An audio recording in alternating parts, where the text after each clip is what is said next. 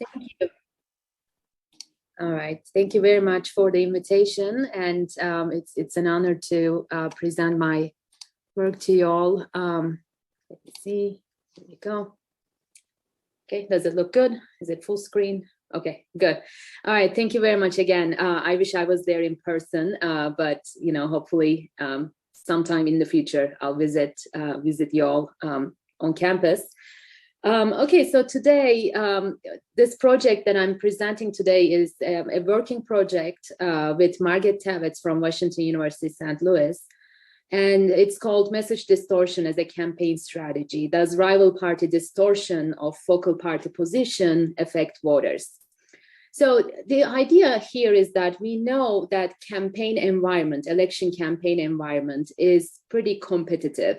Parties often discuss and evaluate each other's policy offerings, and voters receive information about a party's positions from a mix of sources, whether it's the party itself or other parties discussing the party's position or media framing the party's position. Different actors may talk about the party's position differently throughout the campaign period.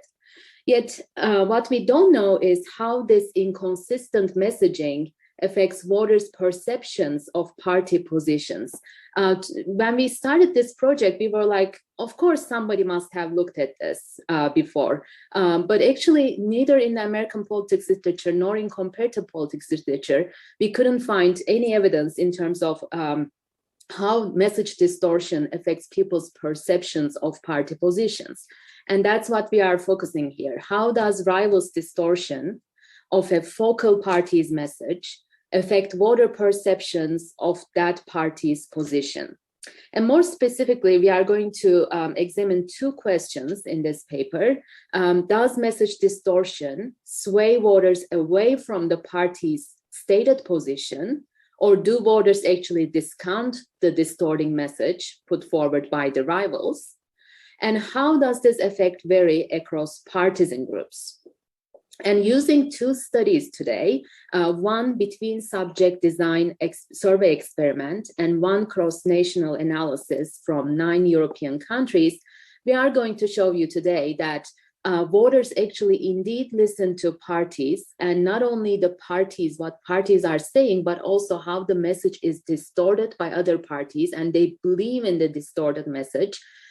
Such that their perceptions change towards the distorted message, away from what the party itself is saying about its own position.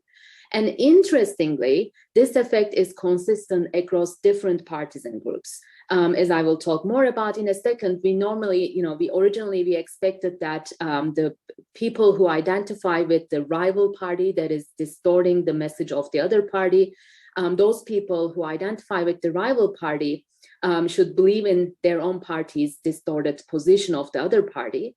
But those people who identify with the party whose position is being distorted should not get swayed away from the party's position when the rival is distorting that position. But indeed, interestingly, what we show today with two studies is that both the rival party supporters and the focal party supporters, as well as independents and third party, other party supporters, they all are influenced by the distorted message and move towards the distorted message in terms of how they perceive the focal party's position.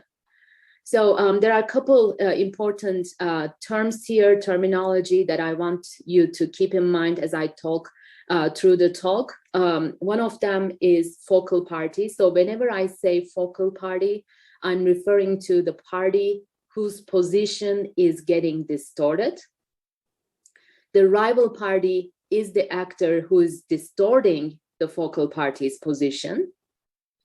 And then, of course, the focal party has a stated position, and the rival party distorts that position. And I'll show you an example in a second in terms of what I mean with distortion. And then I'm also going to talk about differently for focal party supporters who identify with the party whose position is being distorted. Rival party supporters, these are the supporters of the rival party who is distorting the other party's position. And third party supporters are basically all the other parties' supporters other than the focal and rival party. And independents are politically independent people. By the way, I forgot to say, anytime if you have any clarification questions or substantive question, please feel free to interrupt me, and I'm going to open the participant list here so you can raise your hand and I'll see you. And I'll open the chat as well. If you have any questions, you can type into the chat as well. Okay. So these are the concepts that I will be mainly talking about. So let's start with the theory here. Sorry. Yeah. Well, first let's start by discussing what is distortion. So again, a critical source of inconsistency in the campaign rhetoric of rival parties who may be presenting conflicting information about the focal party's position. And we call this conflicting messaging by rival parties message distortion. So the important thing is, however, we are not making any assumptions in terms of whether this message distortion is intentional or unintentional. It may be intentional in the sense that the party may have a strategy of trying to distort the other party's message, or it may be just unintentional, that they may be talking about, they may not realize the exact position of the party and they just talk about their preconceptions of the party unintentionally. We also don't make any assumptions in terms of whether message distortion presents the party at a location that is not the correct position of the focal party, or whether the distorted position is actually clarifying and locating the party in its actual position. So how does it work? So maybe the party, the focal party, may say that they are they are pro-European Union, even though they are not really pro-European Union. They try to frame themselves as pro-European Union, and the rival party may come in and say that, well, you know what, they are saying this, but actually they are in this location. So they may be trying to clarify what the party is actually located, where party is actually located, and not so much what the party is saying. So basically any kind of difference between what the party is saying and the rival party is saying about that party, that is the distortion. It may be true, it may be wrong, it may be intentional, it may be unintentional. Let me show you an example here. So when immigration was a very salient and controversial issue in the UK, Labour advocated a very cautious approach to immigration, actually. During the 2015 and 17 election campaigns in the UK, they were against making any promises on immigration targets and stated clearly that they would not discriminate between people of different races or creeds. Yet they were also very careful of acknowledging the necessity of immigration controls by saying that immigration, I'm quoting them, immigration has made an important contribution to our economic and social life, but it needs to be properly controlled. This is from their own election manifesto from 2015. Hence, they were kind of like taking a kind of like vague approach, and they were taking a stance closer to the center, right? So they were pro-immigration, but also kind of proposing and encouraging some controls on immigration as well. So they are not really pro-immigration, clearly pro-immigration per se. They are more like closer to the center in terms of how they locate themselves on immigration. The Conservative Party, on the other hand, deliberately attempted during the same time to show the Labour as a very pro-immigrant party that stands against any type of immigration controls. At the time, Prime Minister Theresa May stated, I want to ensure that we control migration. Jeremy Corbyn, who was the leader at the time, and the Labour Party want uncontrolled migration. So trying to locate the party as a very pro-immigrant, anti-controls location. And this is what we are talking about when we say distortion. The party itself is trying to position itself at a location on an issue, and then the other party is trying to intentionally or unintentionally distorts that message to a different position. Again, we don't say anything about whether the distorted position is the correct position or not, or intentional or unintentional. All we care about is how different those two messages are, where the party locates itself and the rival party locates the party, that party. So how do these inconsistent messages about party positions affect voters' perceptions? And here we are building on the Bayesian updating model, which provides insights for us to understand how voters update their perceptions of party positions in a campaign environment with competitive messages about party positions. We argue that voters update their beliefs by a kind of like a weighted combination of their prior beliefs about where the party is located and any new information they receive from the campaign. And from the campaign, again, they are receiving competitive messages.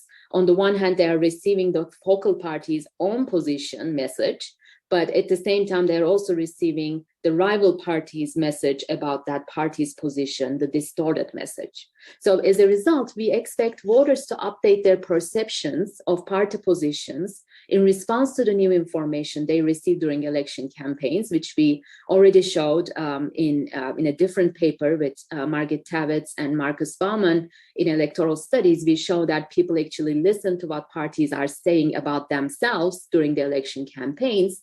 But what we also argue here is that if voters hear consistent messages, they will locate the party at the location, the party position itself. The party position locates itself. But if voters hear a distribution of positional messages, voters will update their perceptions of party positions to somewhere in between the self-depicted position and the distorted position.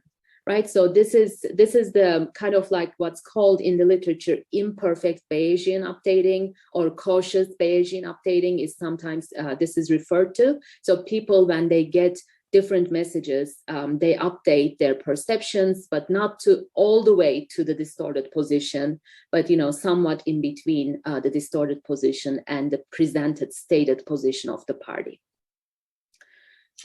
Okay, but we also expect that there should be differences across different groups of people. And here we are especially focusing on voters' partisanship.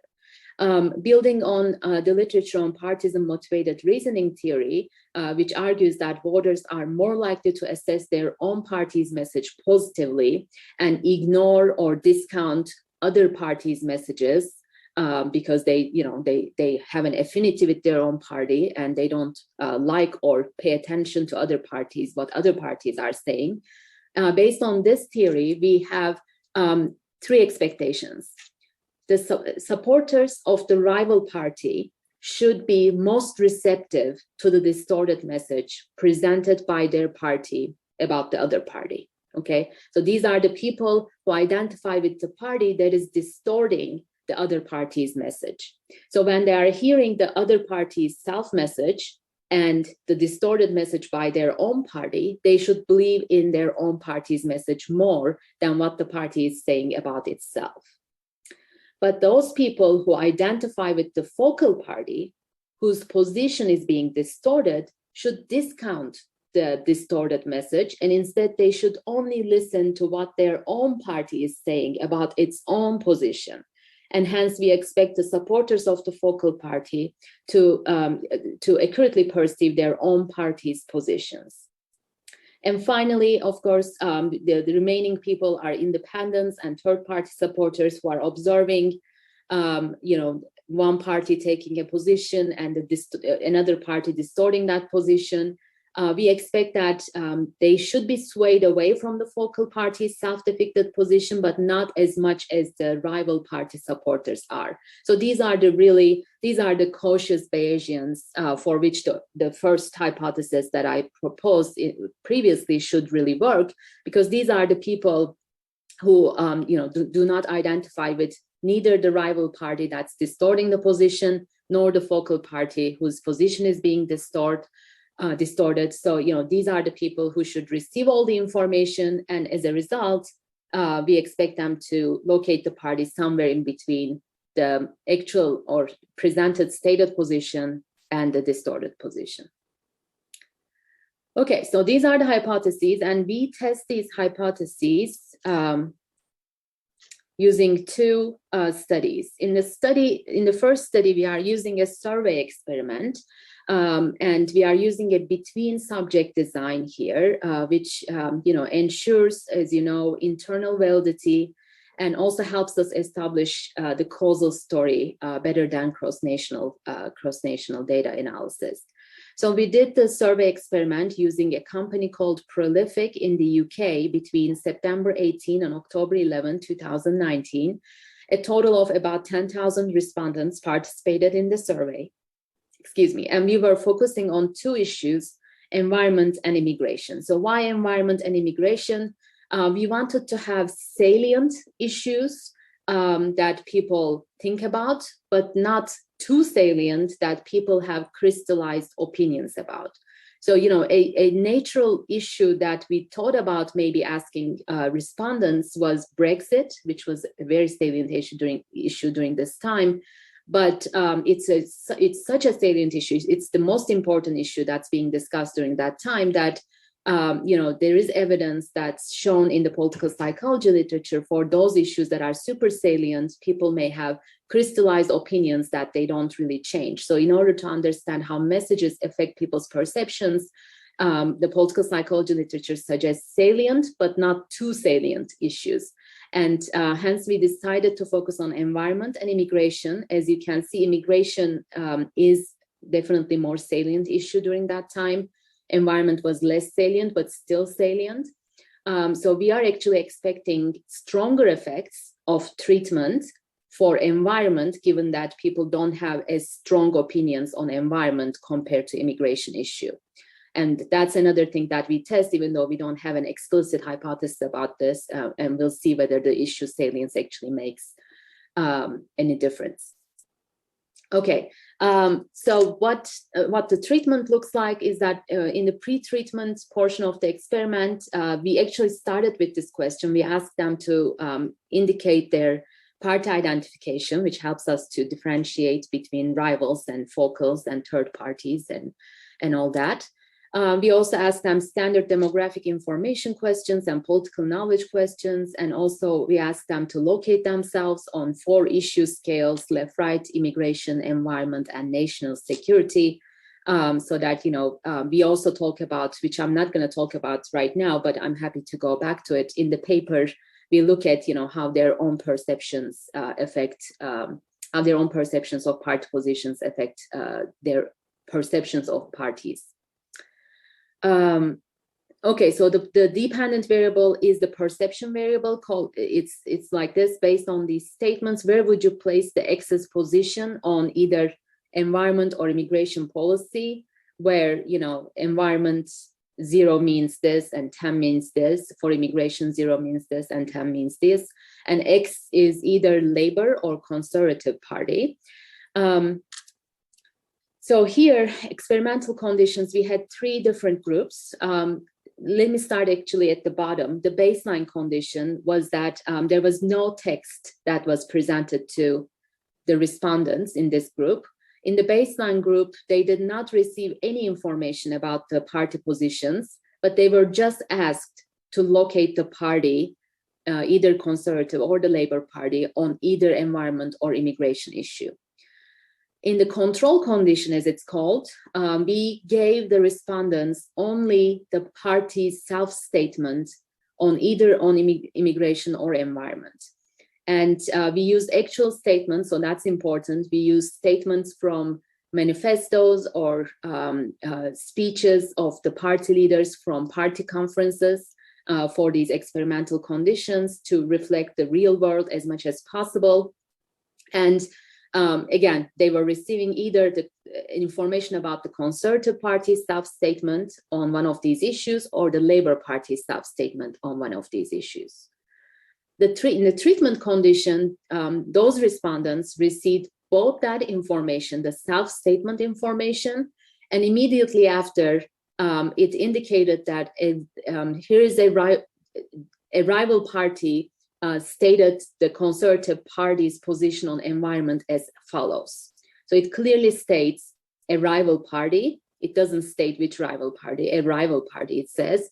And then it refers to the party whose self-statement we provided the respondent, and says that, a rival party, it doesn't say distorted, of course, it says a rival party said the following about the Conservative Party's position on environment.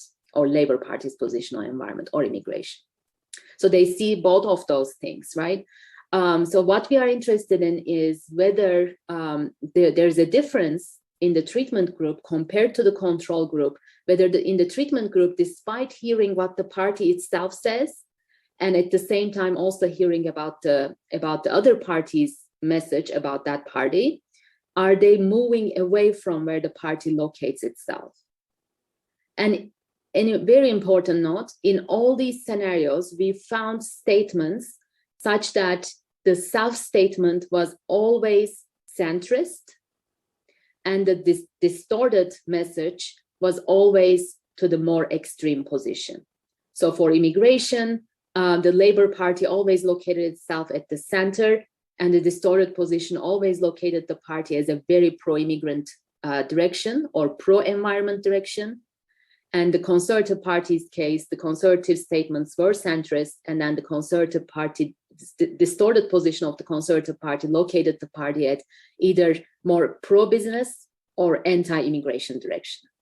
Okay, so the distortion is towards more extremes. That's one of the limitations of this work. Like, we don't know the opposite, like, if the distorted message is more centrist and parties actually locate themselves at more extreme positions, how does it affect people's perceptions? But given that, we were already doing 10,000 respondents, there are so many different categories, treatments, control groups, party identity is important. It was impossible for budget reasons to test this, the alternative scenario. Okay, so what are we expecting then? We are expecting this, and this is what we find. We are expecting people, this is treatment group compared to the control group. Okay, so this is treatment group where they hear both the self message and the distorted message, compared to the group of only hearing the self message. Where do people locate the party? And as you can see, as expected, because they were hearing more extreme distorted message to the right for Conservative Party and more extreme message to the left for the Labour Party, people were moving away from center compared to the control scenario towards more extreme positions in terms of their perceptions of those parties. So exactly what we expected, people are getting swayed away from the center towards the distorted position compared to the party's self position. They are locating the party at more extreme positions. And interestingly, issue salience doesn't seem to matter in a robust way. For Conservative Party, it's true that the effect is stronger for the less salient issue as we expected for environment.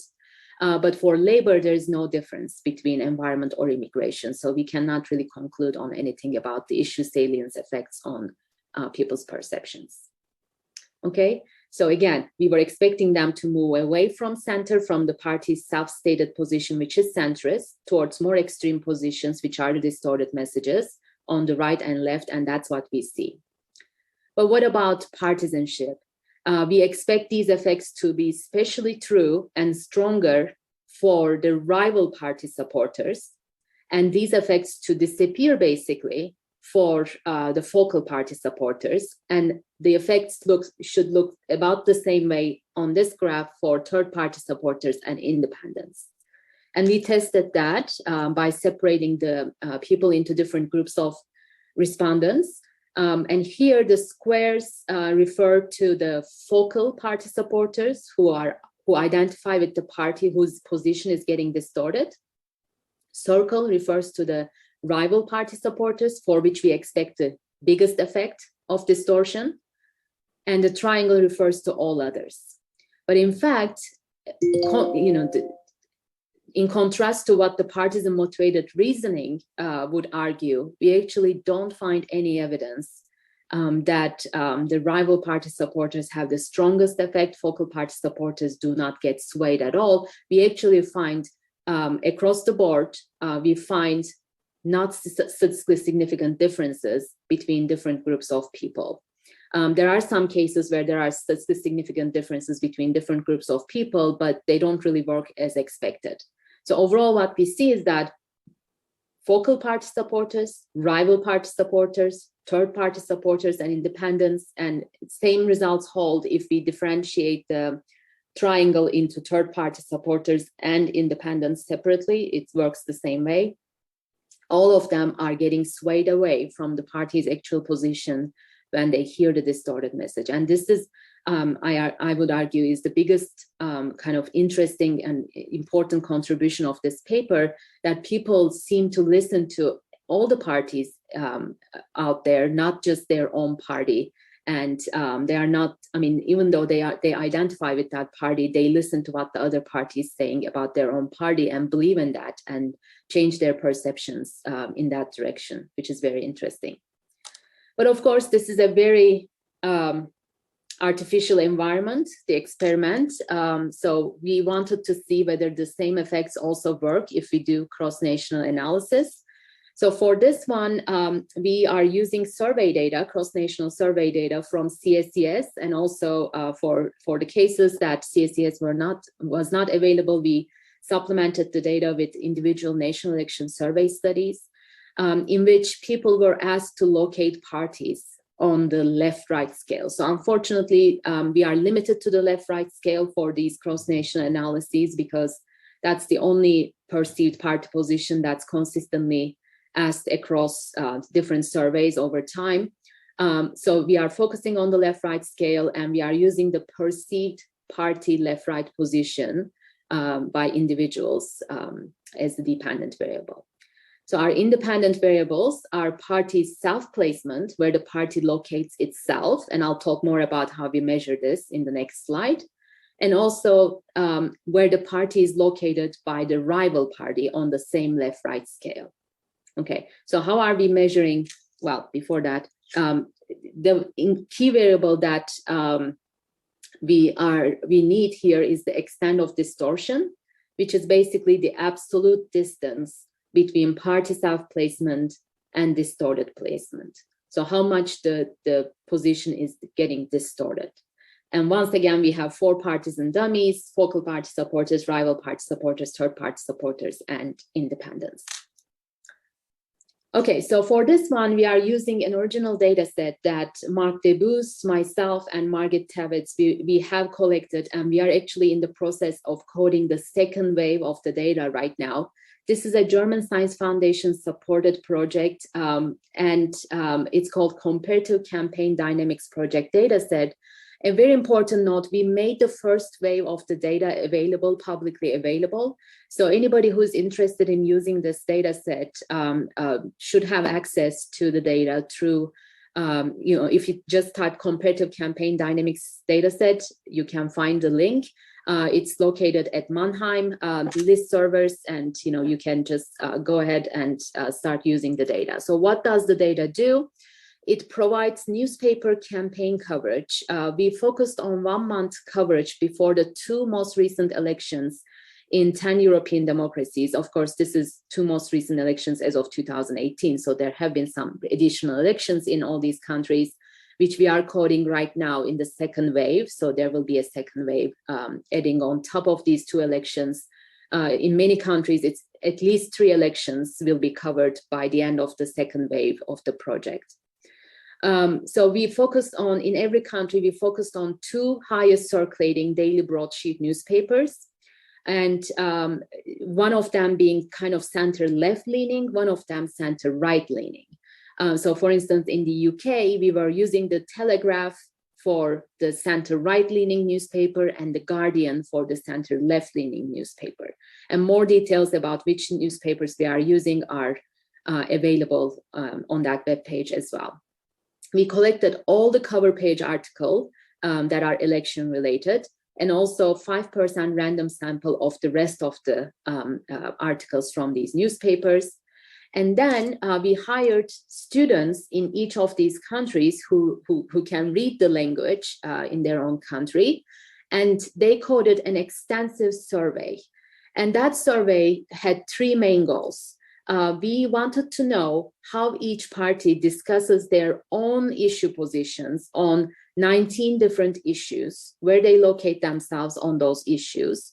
and also how they discuss their own valence characteristics. And when I say valence characteristics here, I'm referring to non-policy related characteristics like honesty, integrity, unity, character, charisma, competence. These are the valence characteristics that they coded. So how each party discusses its own positions and valence characteristics.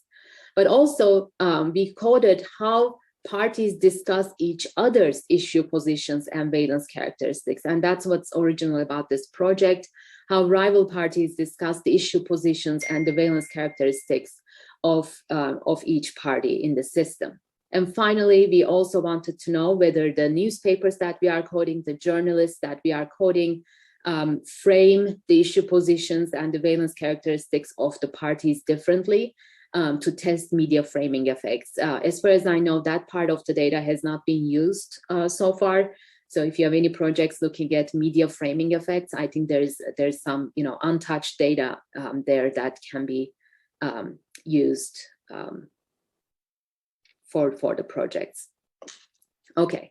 So these are the countries we are focusing on. I should note that Hungary is also part of the data set.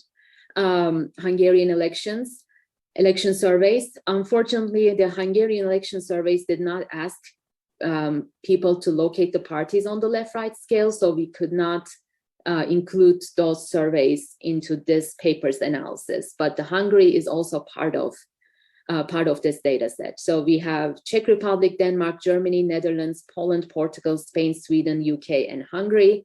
And these are the election years. And again, for most recent elections, sometimes 2, sometimes 3 elections, like in Spain, we are quoting the 3 most recent elections. They are coming up in the second wave. So here, given that the experiment focused on Conservative and Labour Party, the top 2 parties, how they frame each other, we decided to limit our analysis to the top 2 parties in each of these countries as well. So these are, of course, the most relevant parties, like, in the UK, Labour and Conservative, in Germany, how Christian Democrats discuss Social Democrats and how Social Democrats discuss Christian Democrats. So these are the top 2 parties listed here based on their vote share in the elections. Of course, an interesting question is, how does framing or distorting the position of the main parties work when the distorter is a niche party or a far-right party? These are all interesting questions. Unfortunately, the data, given that it's the content analysis data of newspapers, and given that newspapers largely focus on the largest parties and very little on the smaller parties, we don't have enough data, quality data, to test those relations between smaller parties and larger parties. Okay, so these are the top 2 parties in all the countries. The unit of analysis is respondent party dyad for the top 2 parties in each country. So every individual enters the data 2 times, 1 time for the respondent, for the focal party's perceived position, 1 time for the rival party's perceived position. Okay, the model is multi-level model with random intercepts for the election and party dyad levels. And we also include country fixed effects, and we are running an interaction model. We have the party's self-placement, for which we expect a positive coefficient, so that when the extent of distortion is 0, that is, there is no distortion of the party's position, then people should have an accurate understanding of where the party locates itself. So we should have a positive coefficient for party self-placement. And then for the interaction variable, we should have a negative coefficient if our argument is true. That is, if people are swayed away from the party's position towards the distorted position. So as the extent of distortion increases, the accuracy of the party perception should decrease. And that's what we find. So here I'm showing you the results for different groups of people. At the top left is all respondents together, and then I separated focal party supporters, rival party supporters, and independents. In the paper, in the appendix, we also show third party supporters and independents together and third party supporters separately. So what we see is that the effects are consistent with the experimental results. and as expected, when the extent of distortion is 0, which means that there is no distortion, so either the rival parties locate the party at the exact same position as the party itself, we see almost perfect accuracy. Like people have almost one-to-one accurate perceptions of party positions. But as the extent of distortion increases, that accuracy declines, people's perceptions move away from where the party locates itself. And this is, again, the effects are robust across different groups of respondents, which is, again, a very interesting result that even the focal party supporters get swayed away from their own party's position towards the distorted party position during the election campaign periods. Okay, so to conclude, today I showed you that distortion by rivals significantly affects voter perceptions of focal party positions. And while this effect is stronger for supporters of the rival party, it holds for focal parties on supporters, third-party supporters, and independents as well. Of course, as I mentioned throughout the talk, there are additional questions that we left open or had to leave open due to limitations of the data. One of them is, of course, we don't know, like we are looking at a very artificial kind of scenario where the party says something and the other party distorts that position. But in real world, of course, the focal party gets the chance to respond back and the rival party responds to that. And, you know, it's a back and forth, back and forth.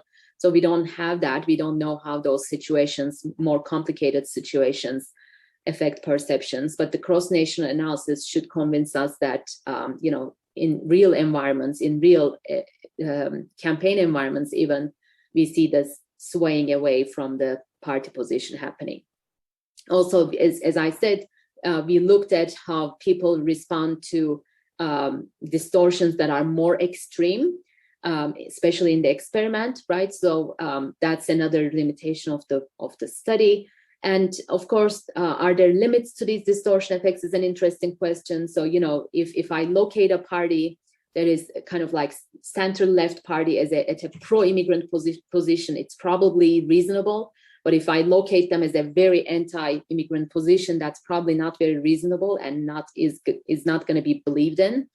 So there may be certain limits to these distortion effects.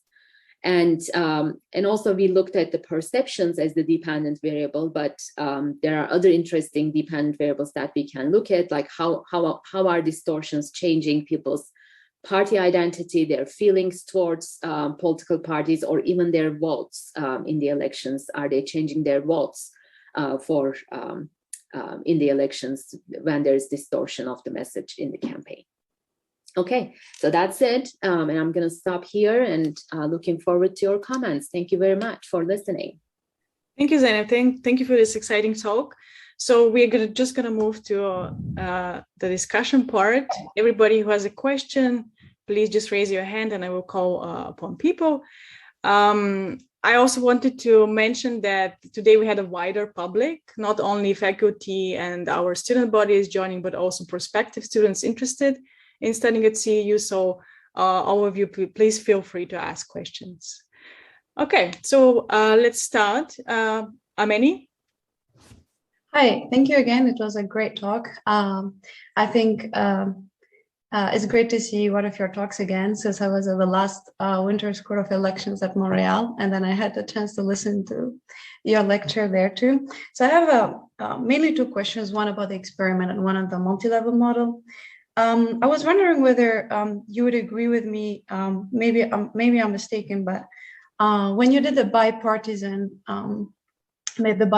analysis, it looked like people different more on the environment issues rather than the immigration issues.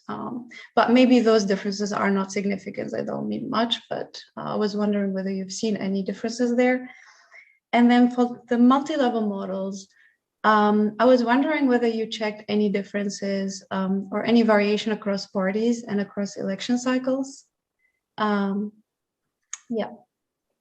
What do you mean across parties and across election cycles? So I thought there was the random concept was the party for the parties and the elections. Mm-hmm. And then you took several parties from different countries. Uh-huh. And I was wondering whether there were any variations there across these parties from different countries. In terms of like just descriptive statistics, like how much distortion there is in countries. Oh, that's a good question. I know we looked at it, but it's been a while, so I can't really remember where. Well, let me actually hold on. I think I talk about this a little bit here. The distortion is highest. Let me see.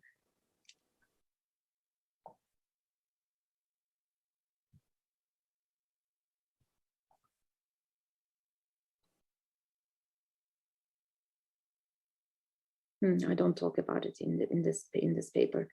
Yeah, that's a good question. I don't remember on top of my head right now which country had more distortion than or which parties had more distortion. That's a good question. I should have that answer ready. But regarding, let me actually share my screen again.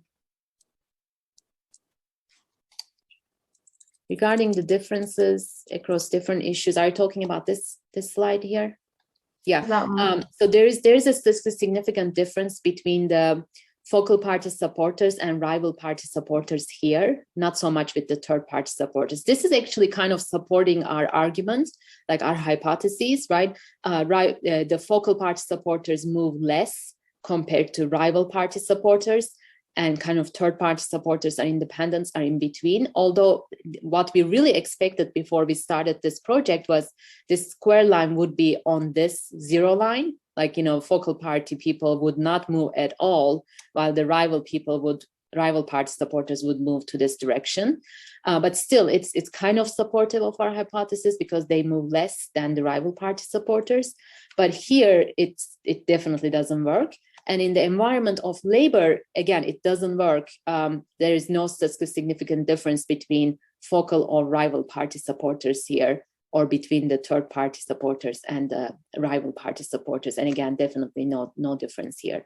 So yeah, definitely, I see what you're saying about environment versus immigration, which, here again, environment had more effect if you look at all respondents compared to immigration, which we expected because it's a less salient issue and we expect more shifts in less salient issues than more salient issues. But that is no longer true here when we turn our attention to labor. So we couldn't really conclude anything about the effects of issue saliency. But yeah, does this answer your question? Yes, and that's a one-time distortion message, right? It's not like something that you gave to respondents several times. So it's a one occasion that just changed their perception of the party. They either don't hear anything about the party, or they hear just where the party locates itself, or they hear both where the party locates itself on the same page, also how the rival is locating that party. And compared to just the party's self message, people are moving towards more extreme position. So yeah, we were very surprised by these results. Yeah, it's fascinating. Thank you. Okay, I'm gonna jump in. I find the paper and the talk was very interesting. I was very thrilled to read the results, also the surprising results. It is actually a very polished work, so it's really hard to pinpoint somewhere where you have like doubts. So I will be picking on stuff a little bit, or playing the devil's advocate. So I think the finding about the lack of motivated reasoning is very important, right? Because it has very important implications also for party strategies and voters. And I was thinking, why is this the case? Why don't they reason in terms of given their partisanship and their likeness? Is it because they trust the source, right? It's possible that they just, if it's a trustful source, then they trust it. But nevertheless, we know from literature that there should be some partisanship bias. And when I was going through the setup of the experiment, I noticed that the phrasing of the experiment was, this is how the rival party presents the issue. And I was thinking, maybe, is it possible that this rival category is rather abstract, although they know who is the rival party in UK, right? It's the other big party. But nevertheless, if it's no direct party queuing, no direct party name, whether this diminish kind of this association of media in-group and out-group relationship that you have with this motivated reasoning. Of course, the observational studies speak against it, which is great. But I was just thinking, is it possible that this was the reason in the experiment where you don't find this strong motivated reasoning because they just were not cued with the party label. Right? They didn't see the Labour Party says this is the position of the Conservative Party and so on. This is something I was wondering about. Yeah, no, that's a great point. The answer to that is I don't know. What we did was we also asked them to identify not the same people. We did a pre-test in the UK in which we asked who the rival of Labour Party. When we say the main rival, who they identify for the Labour and Conservative, and that's what they did, right? I mean that they identified Labour versus Conservative, like over 90%.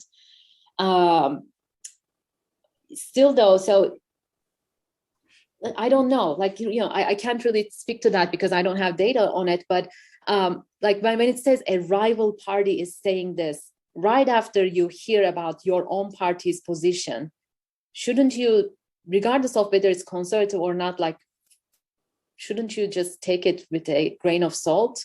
And I was surprised that they don't, right? I mean, they really listen to that. But yeah, again, I actually wish that we gave them the party name. The reason we didn't give them the party name is because for some of the real world sentences that we were using, we didn't use the Conservative Party sentence about Labour Party, but we used the Green Party sentence for Labour Party because they really talked about environment position. So we didn't want to give wrong information by saying that the Conservative Party said this. We just said a rival party said this. But hopefully, that's the beauty of combining cross-national and experimental work. That hopefully helps. But I see what you're saying. So, I wonder, for instance, if we did the experiment and said media said this, or the far right like Nigel Farage said this, like in the UK, would they discount that more than a major party is trusted major party saying that? Maybe, that's something that we are interested in looking as well, like maybe playing with the far right parties across Europe. In some countries, like, far right parties framing of the party may get discounted more than just the major regular mainstream party framing of the party's position. I think this is exciting to figure out who is the source, right? I think the source might be very important. I mean, maybe not for this paper, but in general, there might be a difference in terms of whether you trust the source and whether you identify it as the out group, and therefore all this motivated reasoning can come into play. But thank you. Thank you. This is great. Gabor, go ahead. Thank you. That's been a super interesting talk. I have I think I had the same question about the experiment, but I also have a question about the observational study. And this is, what makes parties susceptible to these kinds of distortions? And so in particular, what I had in mind was that I thought that I just had a quick look at the paper itself that you circulated, that it seemed like the way you calculated the actual position of the paper is some sort of weighted average of the positions they took on different issues. And so I could imagine that there could be parties that are just centrist, so they take centrist positions on most issues, or there could be parties which are kind of eclectic. And I wondered if there could be something about parties that would make them kind of like easier for other parties to attack on these grounds. I mean, these are not necessarily attacks, but kind of like interpreted on these grounds, and at the same time also making it harder for voters to pinpoint where they are. I guess. This is just a thought that came to me. That's true, actually. So if you think about this is something that I struggle with as well. Is this about the party taking a clear, specific position and the other party is saying that's the wrong position, they're actually at this position?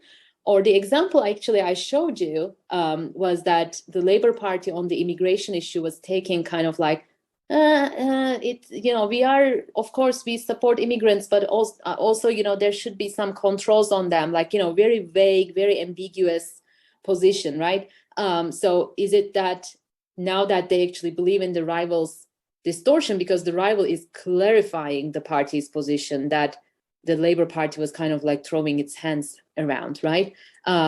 So that, I think that's a good point. So if the party is not taking a clear position, if the party is taking a clear position, the distorted position may actually may not affect people's perceptions that much.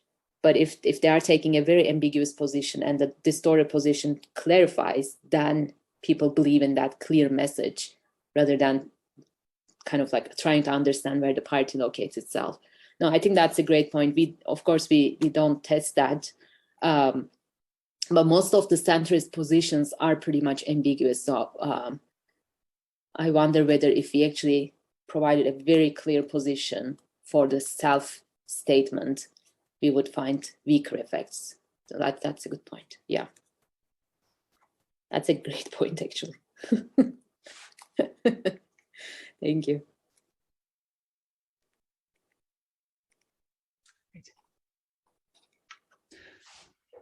I have another minor point to the experiment. So you have, like, it seems from the graphs that there are very strong findings, like very statistically significant, and the effect is like shift of 0.6 or something like this in terms of becoming more extreme. So I was wondering, given that the scale is from 0 to 10, how much does this 0.6 shift matter in terms of, would parties care about such distortions? Or does it matter for them so much? So it's actually not 0 to 10 scale. So the perceptions are on the 0 to 10 scale, but the party positions are on the -1 to +1 scale. So we did not rescaled everything to 0 to 10 scale. So the 0.6 is basically from 0 to +1 leads to, hold on, let me look at the result. Where are the full results in the appendix? There we go. Hold on.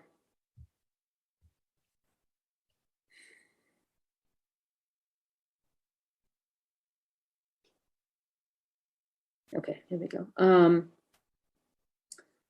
So the for all respondents, the party self-placement effect is 2, basically 2, and then the interaction is -0.9.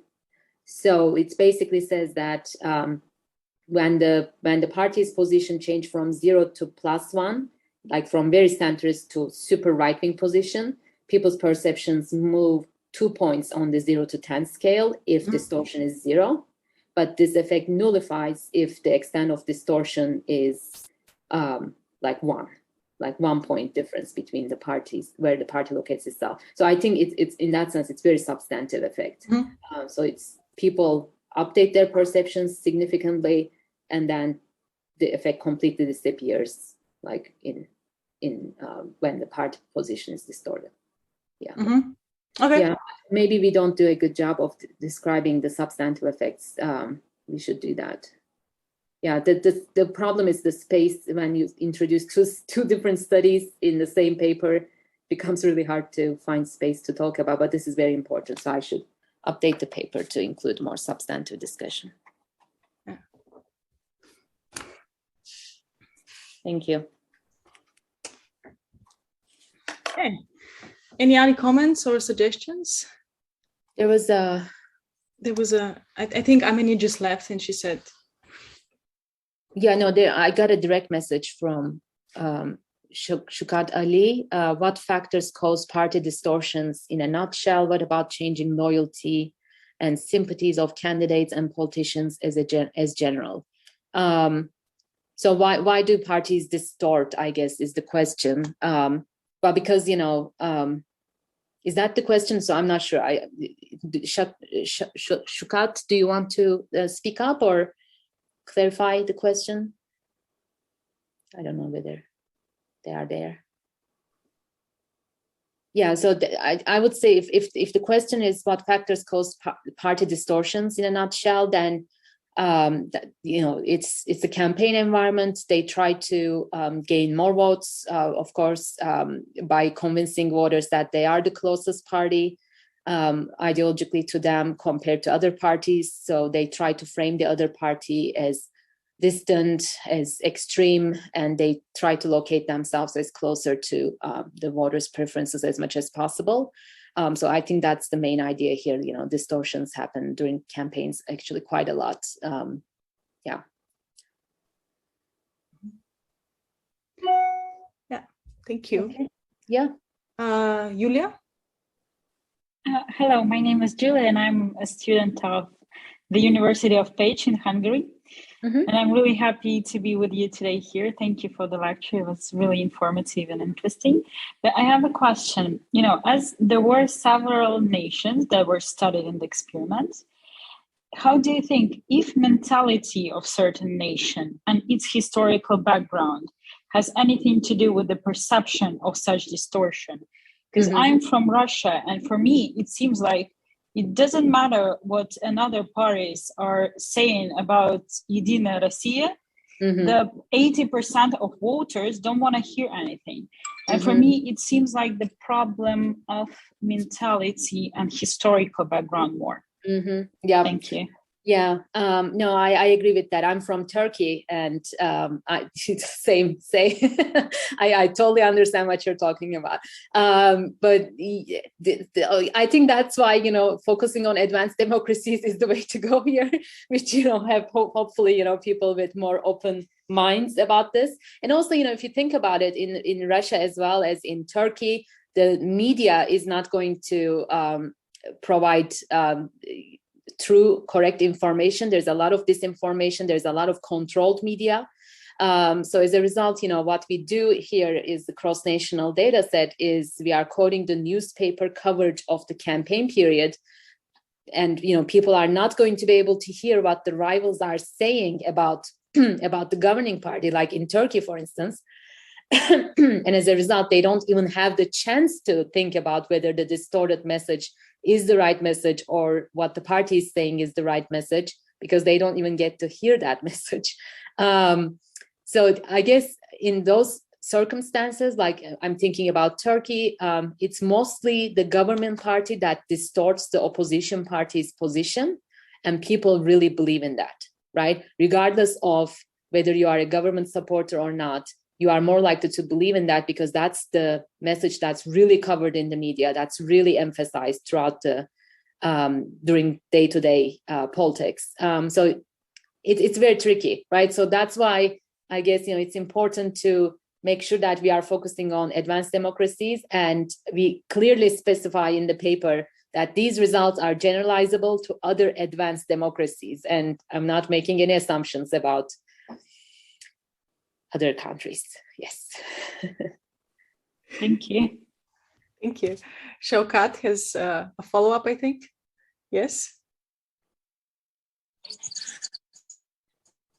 Yeah, ma'am. Thank you so much. First of all, I'm very people actually. There's some disturbance. Could you repeat your? Yeah. First of all, thank you so much for giving me an opportunity to express my views over here. I actually found this lecture very systematic, full of knowledge, and even very in a very conducive environment. So I'm very obliged to the ma'am. So she talked about the party and Party Distortion, and she came with a very a sort of comparative analysis of all the European countries. And if I'm not wrong, that she have skipped the Turkey and Pakistan, where the situation is a little bit different. Yeah.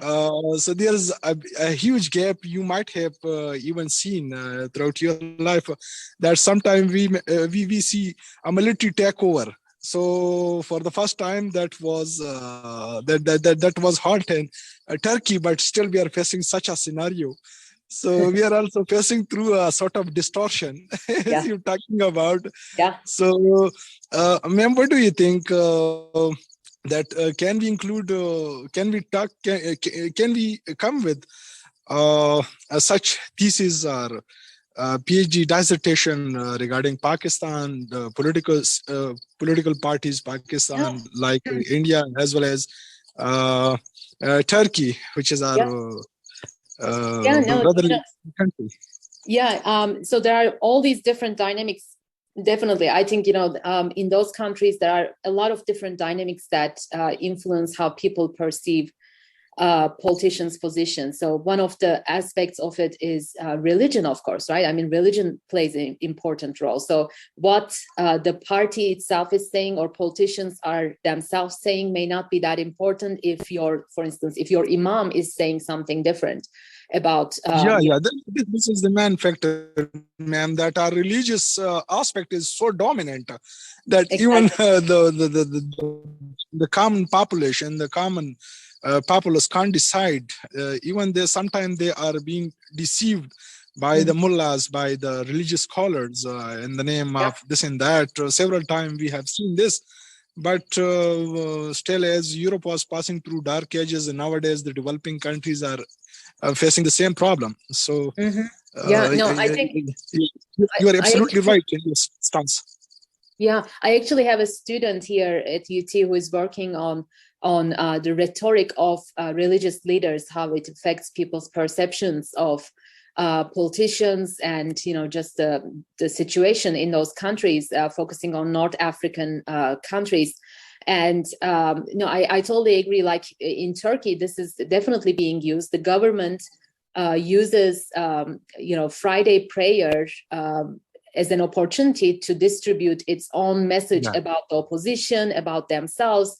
And people who go to the mosque will get influenced, and their perceptions will get influenced by that, by those speeches. And I think that's fascinating, and that should be studied more, like how the religious leaders and these fatwas are changing people's perceptions. So totally. Precisely, ma'am. Precisely. Thank you so much, ma'am. Thank you. Thank you. I actually have a follow-up on this general discussion with the differences between democratic and non-democratic countries. And you mentioned that you explicitly focus on European countries or on democracies. And I was wondering, given that the finding says, actually, the implications of the finding are very powerful. It says that parties can reach all voters, not only their own, right? And therefore, they can be strategic about this, like maybe increasing polarization, ideological polarization, unaffected polarization, and so on. And it seems to be that this distortion is working well.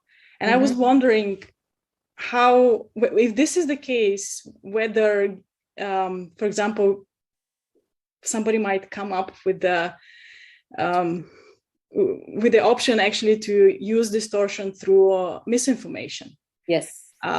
Which is prevalent also in democratic countries, and whether people obviously you haven't studied this, but do you think that people would also update on messages which are misinformation, even if they know that this is, like, they read it on Facebook or they read it on Twitter or whatever? How this updating happens there? It does, but I think it goes back to your point about the trust in the source, right? So that is going to affect, how much they trust in the disinformation source. So that's one point. And the second point is, again, one thing that we didn't look at here, but is an interesting question, is the limits of distortion, right? So when Donald Trump comes up and says that the election was rigged and he won the election and everything else is wrong, that's a little too extreme distortion of the reality. So not many people from both sides will believe him. Yes, their own supporters will believe him, but not many people will believe him. But if he comes out and says Democrats are on an issue position, Democrats are actually at this position, then that may sway people away. So the limits distortion, I think, has limits. Like too much distortion or too extreme distortion is not going to work as much. And we don't really check that in this work because we are working with real data in which the distortion is very limited anyway. Or even the experimental setting, the distortion was from the centrist position towards more clarified position in the direction that they would normally be, not in the opposite directions. But if you ask them ridiculous scenarios, like I don't think they would believe in them. Yeah. So yeah, I think there are limits to that which we don't test, but I think it would be interesting to look at. Yeah. Yeah, absolutely. Yeah. All right, let me check whether there are other questions or suggestions. Oh, there is Piotr. Go ahead. I think also. Hello, and yeah, thank you so much for the great lecture. So I've got actually one comment. It's more from psychological point of view rather than political. I remember reading a paper. I don't remember, sorry, the author, but it was mentioned about fake news and disinformation that once it is circulating, despite it being rectified, it still have the effect. Yeah. So it's like if you are a party, you kind of like being forced. Can you not to use it if you know that the other party is gonna to use it? It's like the arm race. Yeah, that's true. Yeah, exactly. And then people believe in it. Although in the fake news, we are definitely not trying to frame our paper in that literature because it's fake news and disinformation campaigns are different than just trying to distort the position of the party, like clarifying the position of the party on specific issues. So again, like I answered to Mariana's question, it may be that there are limits to these effects, that the effects may be stronger maybe for the rival party supporters that are really distorting the message with disinformation campaign, but completely disappear for the focal party supporters because the allegations are just ridiculous or something. But again, that's not really, I can't really make any conclusions on that, given that our study is very limited to just issue framing. Yeah, thank you. Thank you. Shaukat still has his hand. Do you have a follow-up, or this is the old hand up? No. Okay. No, ma'am. Actually, this is the old one. Sorry, okay, perfect. Sorry. Just I have a checking. question at the moment. Thank you. Thank you. Okay, thank you. I think there are no more additional questions or suggestions. And if you don't have any questions for us. No, I'm good. Thank you very much. This was Perfect. great. Yeah, no, started me thinking about some very important extensions of the project. So that's great. Thank you. That is awesome. Thank you again from all of us for accepting our invitation and being here with us. This was amazing. Thank you so much. Thank you, Mariana. I hope to see you very soon in person as well here in Vienna. I hope so too. Yeah, and same here. If you ever come to the States. Absolutely. All right. Thank you very much. Bye. Have a nice Thank you so day. much. Bye.